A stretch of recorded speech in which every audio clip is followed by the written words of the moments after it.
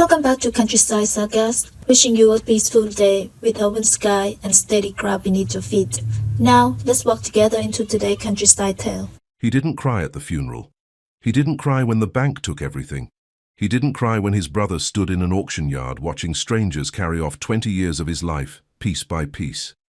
But when that old red tractor turned over, on the first pull, 43 years old, covered in rust, smelling like oil and earth and time, that's when the tears finally came. Because that tractor wasn't just a machine, it was a promise, and some promises cost everything to keep. Stay with me until the end. Before we begin, please take a moment to like the video, subscribe to the channel, and comment where you're watching from. Now, let's get into it. Because this story is not just about two brothers. This story is about two completely different philosophies of life. And what happens when the world finally forces both of them to face the truth. One man chose ambition, one man chose patience, and for over a decade everyone, every neighbor, every banker, every person in that county thought they knew which one was right. They were wrong. We need to go back to the spring of 1972. A hospital room in Champaign, Illinois. The kind of place that smells like antiseptic and endings. A farmer named Walter Hoffman, 64 years old, pancreatic cancer, maybe 30 days left if God was generous, called his two sons to his bedside. His wife was already gone, 3 years in the ground. The farm was all that remained. 160 acres of deep black Illinois soil, land so rich it seemed to breathe, land the Hoffman family had worked since 1919. Dean was 30, firstborn, tall and square-jawed, the kind of man who walked into a room and immediately started calculating how to own it. He had ideas, big, hungry ideas about expansion, modernization, the future. He talked the way fire burns, fast, bright, consuming everything in reach. Carl was 26, quieter, smaller, always just slightly out of Dean's enormous shadow. He didn't have ideas so much as he had instincts, and his instincts always told him to slow down, listen, wait. Walter looked at both of them standing, on either side of his hospital bed, and he felt something heavier than grief. He felt certainty.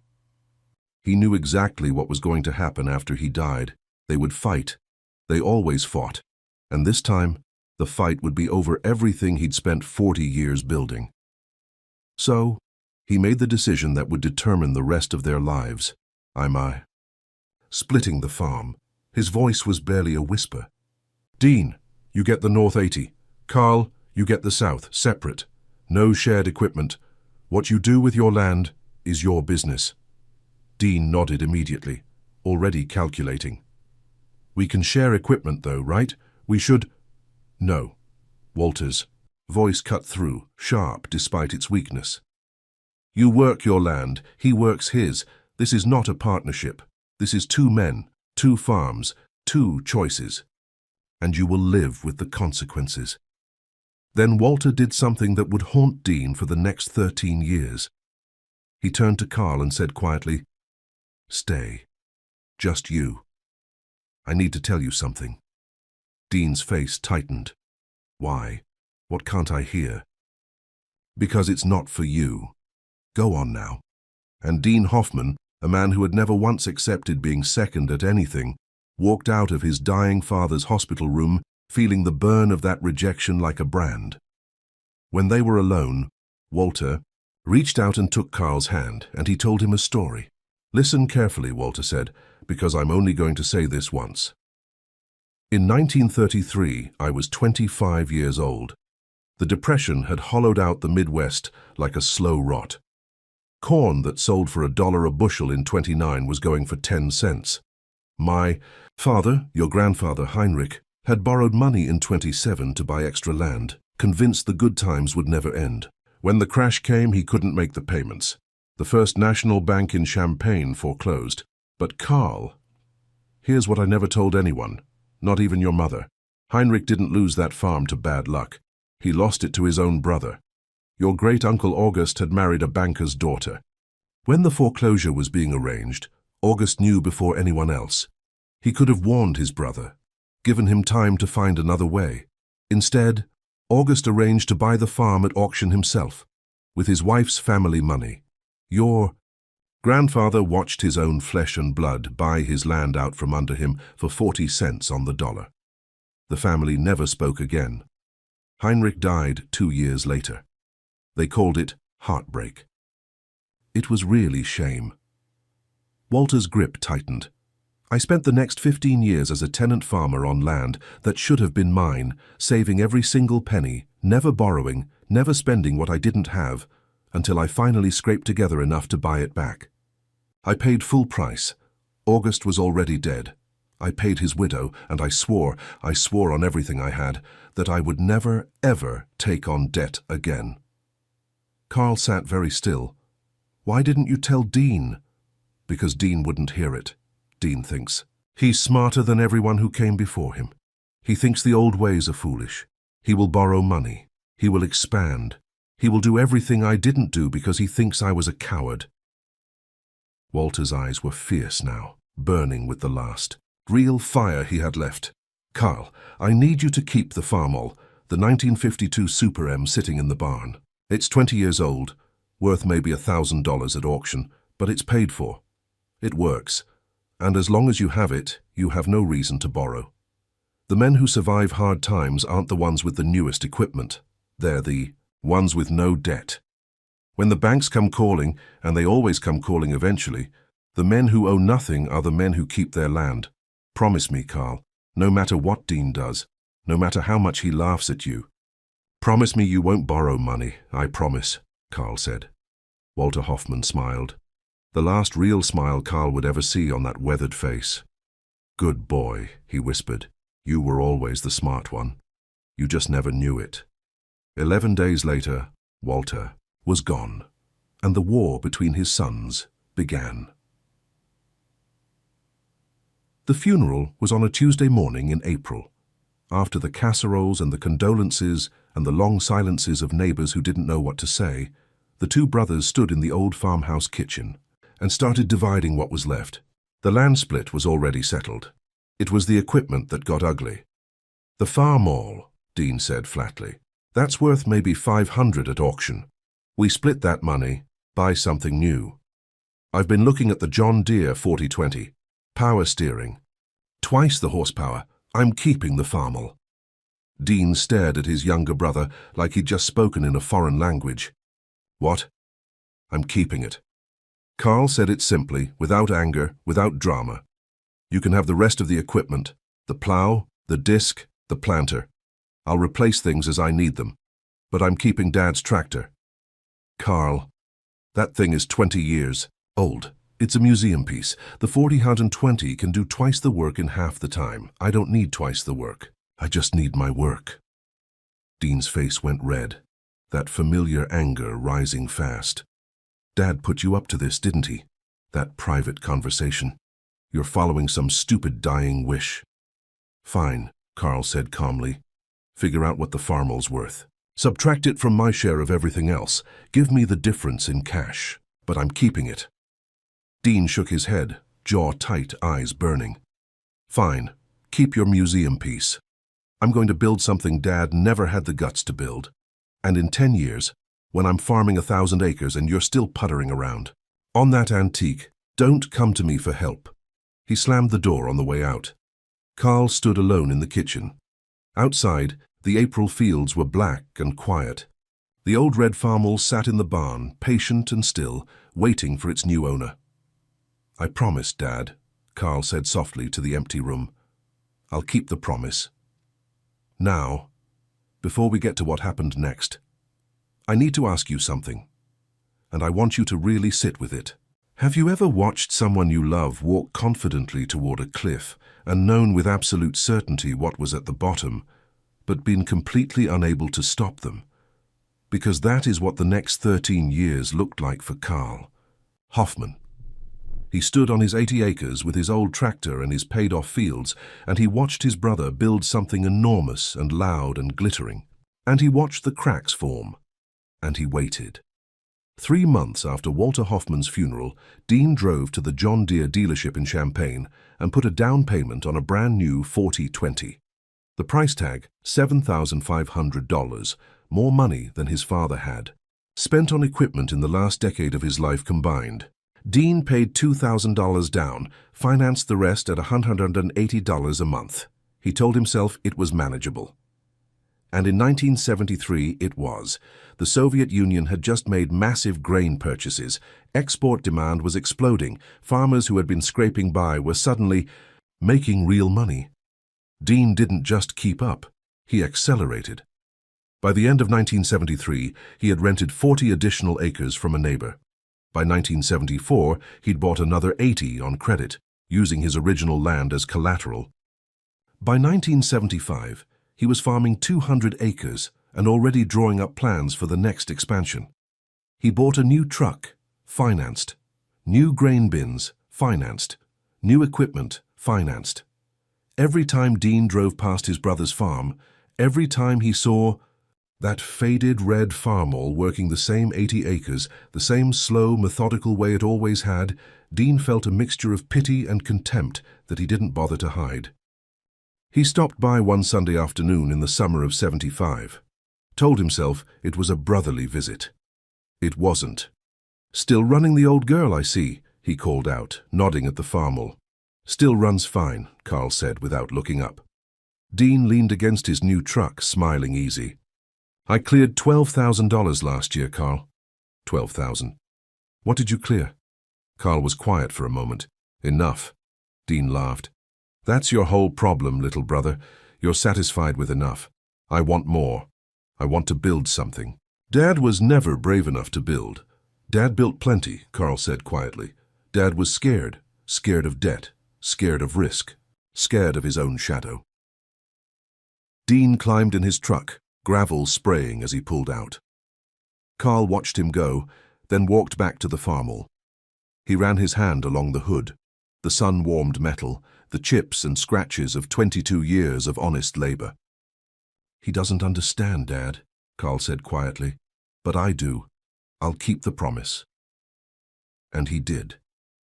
Every single year, Carl kept his promise. No new equipment he couldn't pay cash for. No expanded acreage he couldn't cover without borrowing. No employees. No debt, no payments. His income was modest, but it was entirely, unconditionally his. In the spring of 1980, Carl made the last payment on the farmhouse. A small note from when Walter had rebuilt the kitchen back in '65. When that check cleared, Carl Hoffman owned everything on his farm outright. The land, the house, the equipment, every fence post, every grain of soil. He was 34 years old and owed nothing to anyone on this earth. That same spring, Dean was refinancing. The prime interest rate had hit 20%. His monthly debt payments had grown into something crushing, something suffocating. He took out new loans to pay old loans, stretching his obligations further into a future that was already starting to fracture. He told himself it was temporary. Prices would come back. They always did. They didn't. The farm crisis of the 1980s didn't arrive like a storm. It crept in like a slow disease, one bad year rotting into the next.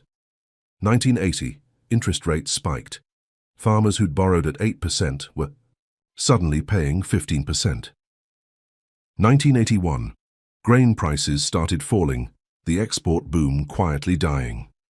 1982, land values collapsed. Men who had used their fields as collateral found themselves underwater, owing more than everything they owned was worth. Then the foreclosures started. Neighbors who had farmed for 3 generations, gone. Equipment auctions every Saturday. For sale signs on every county road like white flags of surrender. Dean held on longer than most. He was smart. He was hard-working. He had started from good land, but smart and hard-working mean nothing when the numbers stop adding up. By the spring of 1985, Dean was 6 months behind. The bank had sent letters, then warnings. Then a man in a suit who sat at Dean's kitchen table, the kitchen of the farmhouse he'd bought in 1978, the centerpiece of his empire, and explained, in the calm, professional language of ruin, that negotiations were over. Foreclosure proceedings would begin in 30 days. Dean Hoffman sat alone in that kitchen after the man left and tried to understand how it had all gone wrong. He had done everything right. He had expanded when prices were high. He had invested in equipment that made him more efficient. He had worked 18-hour days during planting and harvest, 7 days a week for months at a time, for years on end. And none of it mattered. The prices were wrong, the interest rates were wrong, the whole system was wrong, but the debt was real, and the bank did not care about any of the rest of it. He picked up the phone. "Carl, it's Dean. I need to talk to you." Carl drove over that evening. Dean was at the kitchen table, a bottle of whiskey in front of him, a glass in his hand. Not drunk, just tired, beaten in a way that has no quick recovery. "I'm losing it all," Dean said without preamble. "The land, the equipment, the house. Everything." Carl sat down across from him. "How bad?" "700,000. That's what I owe. The land's worth maybe half that now, equipment less." Dean laughed, a hollow, broken sound. "Remember when I told you I was going to build an empire? Some empire. All I built was a house of cards." They sat in silence for a long moment. Then Dean looked up, and Carl saw something in his brother's eyes he had never seen there before. Not arrogance, not calculation, fear. "Carl, I need to ask you something. I know I have no right, after everything I said, all those years of telling you that you were wrong, that Dad was wrong, that the old way was stupid. Just ask, Dean. The North 80, Dad's original land, our land." Dean's voice cracked open. "I can't stand the thought of it going to strangers, some corporation from Chicago, some speculator who doesn't know what it means, who doesn't care what it means. It's been Hoffman land for 50 years. Do you have money? Savings? Anything you could use to buy it at auction? Keep it in the family." Carl thought about the coffee can in his bedroom closet. 15 years of living carefully. 15 years of saying no when everyone else was saying yes. $38,000. It wasn't a fortune, but it was real, it was his, and no bank could touch it. "How much do you think it'll go for?" "The land alone," Carl asked. "Maybe 400 an acre, the way things are. That's 32,000 for the 80, if nobody bids it up." Carl nodded slowly. "I might be able to do that." Dean's face crumpled. For one moment, he looked exactly like he had at their father's funeral. Lost, young, unable to believe what was happening to him. "You'd do that? After everything I said? You're my brother, Dean. That's all that matters." The foreclosure auction was held on a Saturday morning in June. One of dozens that summer, the weekly ritual of watching families lose everything they'd built. The auction yard was packed. Speculators from Chicago, corporations expanding their holdings, neighbors hoping to pick up equipment cheap, and people who just came to watch, to see another family fall, to privately wonder if they would be next. Dean stood at the edge of the crowd and watched strangers pour through his life. Carl stood beside him. "You don't have to watch this," Carl said. "Yeah, I do," Dean answered. "I need to see it. I need to remember what happens when you think you're smarter than everyone who came before you." The John Deere 4020, the tractor Dean had been so proud of, 13 years old now, worn but still good, sold for $4,200, a fraction of what he'd paid. The combine, the trucks, the implements, all gone within 2 hours. Then the land. The auctioneer worked through the parcels quickly. First parcel, 80 acres, section 12, the northern lot of the original Hoffman farm. Prime farmland, black. Soil, currently in corn. Opening bid, 300 an acre. A speculator from Chicago raised his paddle fast. 350, 400. Carl raised his hand. 450. Heads turned. The crowd knew who Carl Hoffman was, the brother who kept his father's ways, who still farmed 80 acres with a 30-year-old tractor. What was he doing bidding on land? The Chicago speculator looked at his partners, then back at Carl. 500. Carl's heart hammered. 500 an acre was $40,000, 2,000 more than everything he had. He looked at Dean. Dean's face was grey, empty, beyond hope. Carl thought of his grandfather Heinrich, watching his own brother buy his land at auction.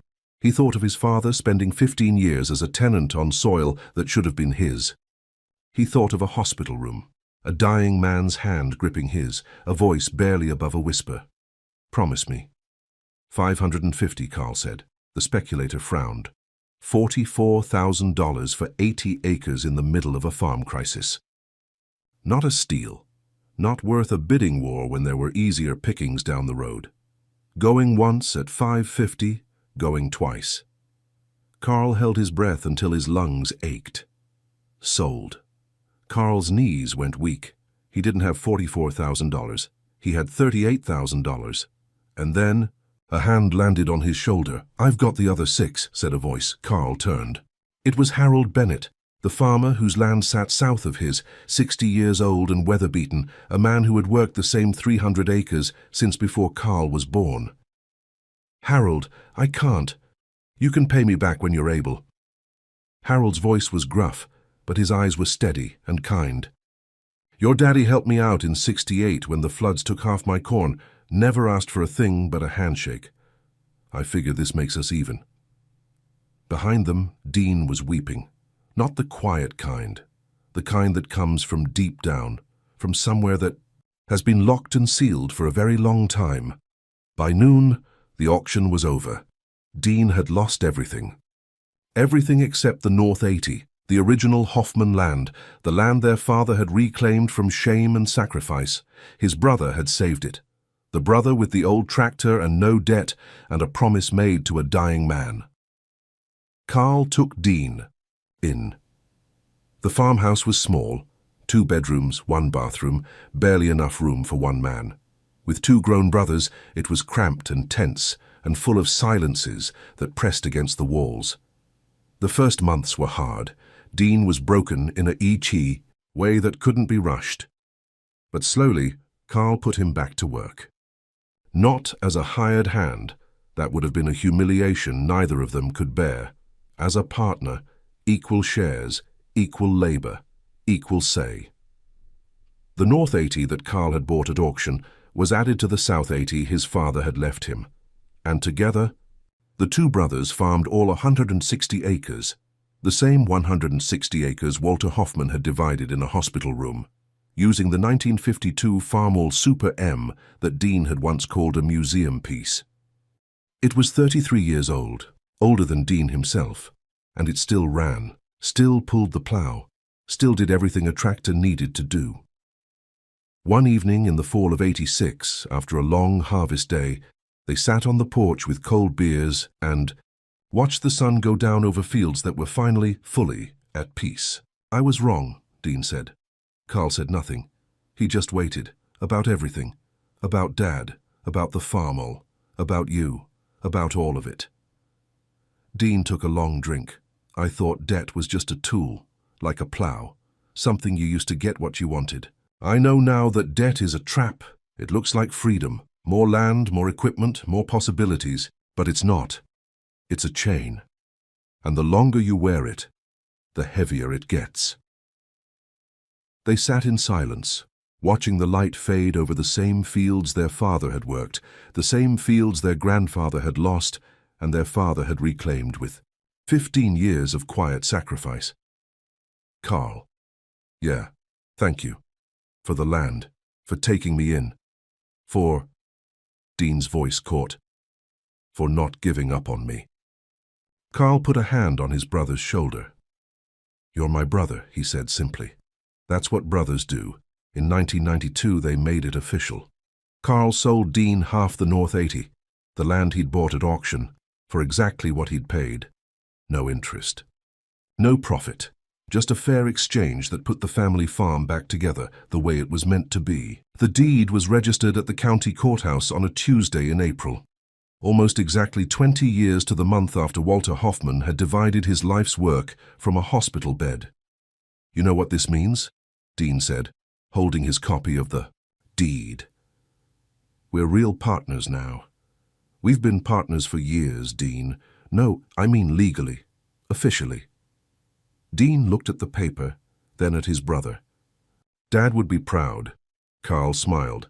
"Dad would tell us to stop talking and get back to work." Dean laughed. A real laugh, full and easy. You're right, he would. Let's go. Let me tell you where this story ends. The 1952 Farmall Super M is still running. Over 70 years old. One of the oldest working tractors in that county. Carl kept it maintained for decades. After Carl passed away in 2019, Dean took over its care. He's 82 years old now, and every spring he fires up that old tractor, just to hear it run, just to feel what it felt like to honor a promise. The John Deere 4020 that was going to change everything, bought in 1973, sold at foreclosure in 1985, passed through several owners, was eventually parted out, and no longer exists as a complete machine. Fitting, maybe, Dean's children and grandchildren farm the 160 acres today. They use a 2018 John Deere, bought with 3 years of cash savings, no financing. But they also keep the old Farmall in the barn, maintained and ready. Not as a museum piece, as a monument. Every Thanksgiving, the whole family gather at the farmhouse, the same house where Walter Hoffman lived, where Carl kept a bankrupt brother, where 2 men learned to be family again. Before dinner, Dean stands up and tells the story. About Walter and the Depression. About Heinrich and August. About a private conversation in a hospital room and a promise made to a dying man. About pride and debt and what it actually costs to build an empire out of borrowed money. He always ends the same way. The banks don't care about your dreams, he says. They don't care about your family or your history or how hard you've worked. They care about their money. And if you owe them money, they own you. Doesn't matter how much land you have, how much equipment, how successful you look from the road. If you're in debt, you are 1 bad year away from losing everything. He pauses, looks around the table at faces that carry his father's eyes and his grandfather's jaw and his brother's quiet patience. Your great-grandfather knew that.